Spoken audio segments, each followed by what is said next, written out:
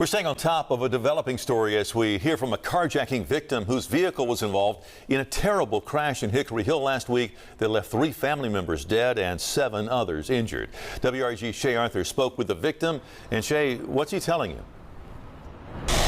Hey, Greg. Well, tonight he wants that 16-year-old to be held accountable, charged as an adult. And this afternoon, the district attorney's office here in Shelby County says it is planning to file a motion for that to happen, for that teenager to be charged as an adult. As this victim says, he's now feeling the effects of that just terrible crash. Heartbreaking, horrible images of crushed cars following a crash in Hickory Hill. That wreck claimed the lives of Patrice Hughes, daughter Dantrice Stanback, and her cousin Shaquila Sibley.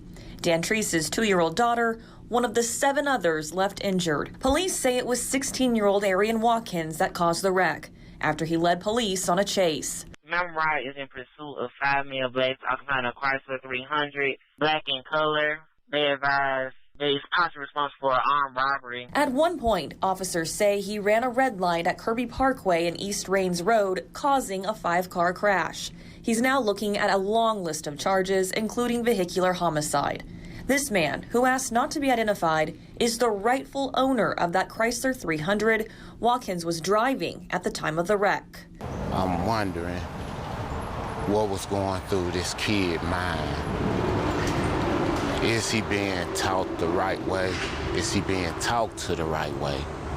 Is he being led the right way? The day before the crash, this man says a relative told him Watkins had sexually assaulted her. He told her to file a police report. But not long after, a group of 9 people showed up to his home, surrounded him, guns drawn. So when they put a gun on you and they're surrounding you, what's going through your mind? Don't do nothing. Don't move.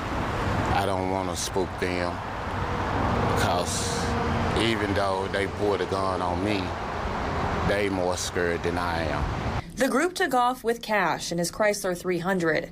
The next night, officers alerted him the car was part of a major, deadly crime scene. I'm sure you would never think that it would amount to something like that.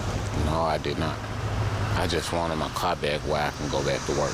Now, still left shocked by the tragedy, he doesn't want other young people to go down a dark path. The older gentleman that's been down the road that I done been down, that know better, they need to step up. But he wants Watkins to be held accountable. He took lives. He didn't have no reason. And then he was one of the 9 that robbed me. He should pay for what he did. And last check, Watkins is set to appear in court later next month. We will, of course, keep you updated as we learn more. For your news leader, we're live downtown tonight. Shay Arthur, WREG News Channel 3. We'll stay on top of it. Shay, thanks.